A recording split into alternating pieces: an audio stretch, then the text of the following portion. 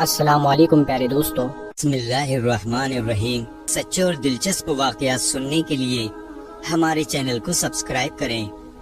ربیع بن انس رضی اللہ عنہ سے کسی شخص نے پوچھا، کیا ملک الموت تنہا روح قبض کرتا ہے؟ انہوں نے جواب دیا کہ ملک الموت کے بہت سے فرشتے معاون اور مددگار ہیں جن کو اللہ نے مقرر کر رکھا ہے، اور وہ بھی اس کام کو انجام دیتے ہیں، اور ملک الموت ان سب فرشتوں کے افسر ہیں جن کی تیز رفتاری کا یہ عالم ہے کہ ان کا ایک قدم مشرق میں پڑتا ہے اور دوسرا قدم مغرب میں۔ ملک الموت کے ساتھ رحمت اور عذاب کے فرشتے رہتے ہیں۔ نیکوں کی روح قبض کر کے رحمت کے فرشتوں کے حوالے کر دی جاتی ہے، اور برے لوگوں کی روح قبض کر کے عذاب والے فرشتوں کے حوالے کر دی جاتی ہے۔ حضرت ان سے روایت ہے کہ حضرت محمد صلی اللہ علیہ وآلہ وسلم نے فرمایا کہ موت کے وقت میت کو چاروں طرف سے فرشتے گھیرے اور جکڑے رہتے ہیں۔ اگر وہ ایسا نہ کرتے تو مرنے والے موت کی سختی اور شدت سے تکلیف سے جنگلوں میں بھاگے بھاگے پھرتے، اور نیک بندوں کی میت پر فرشتے دعا و استغفار اس وقت تک کرتے رہتے ہیں جب تک اس کے متعلقین تکفین و تدفین سے فارغ نہیں ہو جاتے۔ اس طرح ملک الموت کے ساتھ بہت سے فرشتے رہتے ہیں۔ حضرت سلیمان نے ملک الموت سے پوچھا کہ تم لوگوں کے ساتھ انصاف کیوں نہیں کرتے؟ کسی کی روح تو فوری طور پر قبض کر لیتے ہو اور اسے جلدی سے جلدی اس دنیا سے منتقل کر دیتے ہو، اور کسی کو تکلیفوں میں اس طرح الجھاتے ہو کہ وہ لاچار اور مجبور پڑا تڑپا کرتا ہے۔ ملک الموت نے فرمایا کہ یہ بات میرے اختیار میں نہیں ہے، ہر ایک کے نام کا ایک صحیفہ مجھے ملتا ہے، جیسا حکم ہوتا ہے بجا لاتا ہوں۔ روایت میں ہے کہ شعبان کے مہینے میں ملک الموت کو ایک کاغذ دیا جاتا ہے، اس میں ان تمام لوگوں کے نام لکھے رہتے ہیں جن کی روح قبض کرنے اس سال ان کے ذمہ ہوتا ہے، اور ملک الموت روزانہ 3 مرتبہ ہر گھر میں اس لیے جاتے ہیں تاکہ جس شخص کی مدت پوری ہو چکی ہے اس کی روح قبض کر لی جائے۔ پس جب ملک الموت کسی کی روح قبض کرتا ہے تو مرنے والے کے عزیز و رشتہ دار رونا شروع کر دیتے ہیں۔ اس وقت ملک الموت دروازے کو پکڑ کر کہتے ہیں کہ باخدا میں نے کوئی زیادتی نہیں کی، نہ ہی میں نے اس کی روزی چھینی ہے، اور نہ ہی میں نے وقت سے پہلے اس کی روح قبض کی ہے۔ اس کا وقت پورا ہو چکا ہے، میں نے اللہ کے حکم کی تعمیل کی اور اپنا فرض ادا کیا ہے۔ دوستو، جیسا کہ آپ کو علم ہوگا کہ موت کا ایک دن معین ہے۔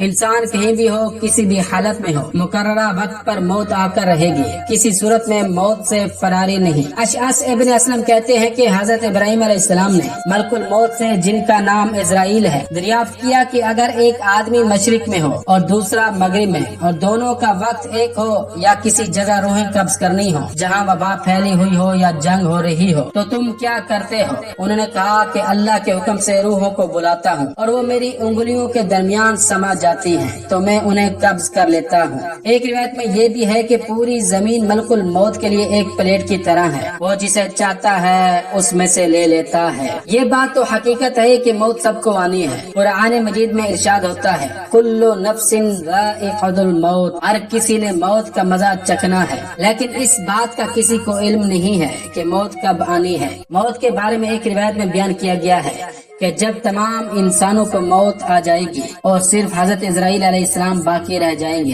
تو اس وقت اللہ تعالی حضرت اسرائیل علیہ السلام سے فرمائیں گے کہ تم بھی مر جاؤ تو وہ بھی مر جائیں گے۔ خالق کائنات اللہ رب العزت نے ہر جاندار کے لیے موت کا وقت اور جگہ متعین کر دی ہے، اور موت ایسی شے ہے کہ دنیا کا کوئی بھی شخص، خواہ وہ کافر ہو یا فاجر، حتیٰ جو کوئی بھی ہو، موت کو یقینی مانتا ہے۔ اگر کوئی موت پر شک و شبہ بھی کرے تو اسے بے وقوفوں کی فہرست میں شمار کیا جاتا ہے، کیونکہ بڑی بڑی مادی طاقتیں اور مشرق سے مغرب تک قائم ساری حکومتیں موت کے سامنے عاجز و بے بس ہو جاتی ہیں۔ موت بندوں کو ہلاک کرنے والی، بچوں کو یتیم کرنے والی، عورتوں کو بیوہ بنانے والی، دنیاوی ظاہری سہاروں کو ختم کرنے والی، دلوں کو تھرانے والی، آنکھوں کو رلانے والی، بستیوں کو اجاڑنے والی، جماعتوں کو منتشر کرنے والی، لذتوں کو ختم کرنے والی، امیدوں پر پانی پھیرنے والی، ظالموں کو جہنم کی وادیوں میں جلسانے والی، اور متقیوں کو جنت کے بالا خانوں تک پہنچانے والی شے ہے۔ موت نہ تو چھوٹوں پر شفقت کرتی ہے، نہ بڑوں کی تعظیم کرتی ہے، نہ دنیاوی چودھریوں سے ڈرتی ہے، نہ بادشاہوں سے ان کے دربار میں حاضری کی اجازت لیتی ہے۔ انسان اپنی زندگی میں بہت سے کام محض اپنی لذت یا خواہش کو پورا کرنے کے لیے کرتا ہے، جس کی وجہ سے یا تو اس کا پیسہ برباد ہوتا ہے یا صحت برباد ہوتی ہے۔ موت کو یاد رکھنے والے کی خواہشات کم ہوتی ہیں۔ اسی کے بارے میں نبی پاک صلی اللہ علیہ وآلہ अलैहि वसल्लम ने फरमाया, लिज्जतों को खत्म करने वाली मौत को कसरत से याद करो। दोस्तों, इस्लाम, यहूदियत और मसीहत में इन तीनों मजहबों में दीगर की निस्बत मौत पर ज्यादा जोर दिया गया है,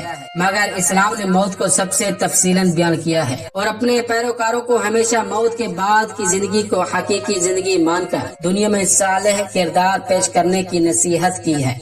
दोस्तों, अब हम आपको बताते हैं कि मौत के वक्त 5 फरिश्ते इंसान के पास आकर क्या कहते हैं।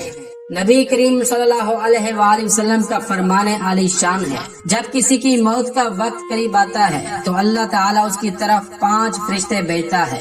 पहला फरिश्ता उस वक्त आता है जब मरने वाले की जान हल्क तक आ जाती है। वो फरिश्ता उस मरने वाले को पुकार कर कहता है, ऐ इब्ने आदम, तेरा ताकतवर बदन कहाँ गया? आज ये कितना कमजोर हो गया है। तेरी फसी जबान कहाँ गई? आज ये खामोश हो चुकी है। तेरे घर वाले, तेरे रिश्तेदार कहाँ गए? आज तुझे तन्हा कर दिया गया।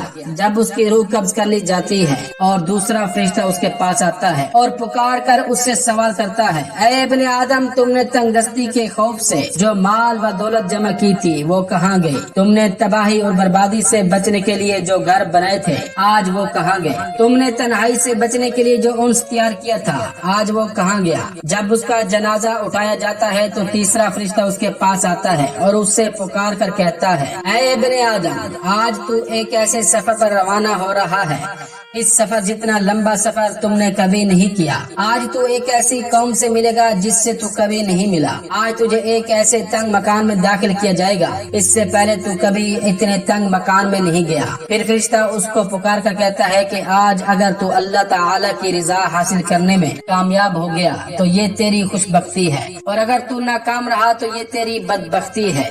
जब मरने वाले को कब्र में उतारा जाता है तो चौथा फरिश्ता उसके पास आता है और उसे पुकार कर कहता है, ऐ इब्ने आदम, कल तक तू जमीन के ऊपर चलता था और आज तू जमीन के अंदर लेटा हुआ है। कल तक तू जमीन के ऊपर हंसता था और आज इसके अंदर रो रहा है। कल तक तू इस जमीन के ऊपर गुनाह करता था और आज तू अपने किए पर पशेमान और शर्मिंदा हो रहा है। और जब उसकी कब्र पर मिट्टी डाल दी जाती है, उसके घर वाले और उसके रिश्तेदार उसको छोड़कर वापस चले जाते हैं, तो 5वां फरिश्ता उसके पास आता है, उसे पुकार कर कहता है, ऐ इब्ने आदम, वो लोग जो तुझे छोड़कर चले गए अगर वो तेरे पास ठहर भी जाते तो फिर भी तुझे कोई फायदा नहीं पहुंचा सकते थे। तुमने जो माल और दौलत जमा की और उसे गैरों के लिए छोड़ दिया, आज तुझे जन्नत के आली बागात की तरफ छोड़ा जाएगा या जहन्नुम की भड़कने वाली आग में दाखिल किया जाएगा। ऐ ईमान वालो, ये जिंदगी बहुत मुख्तसर और फानी है। मौत तो एक दिन आनी ही है और सबको उनके अमाल के मुताबिक जजा या फिर सजा होगी। इस जिंदगी में नेक काम, नेक अमाल और अल्लाह की खुशनुदी को हासिल करने के लिए मसरूफ हो जाएं। दुआ है अल्लाह ताला सबको नेक अमल करने की तौफीक अता फरमाए, आमीन। तो ये था आज का वाकया। दोस्तों, अगर वाकया पसंद आया हो तो इस वीडियो को लाइक करें, कमेंट करें और शेयर करें, और इसी तरह के सच्चे और दिलचस्प वाकयात सुनने के लिए हमारे चैनल को सब्सक्राइब करें। अस्सलामु अलैकुम वरहमतुल्लाहि वबरकातुहू।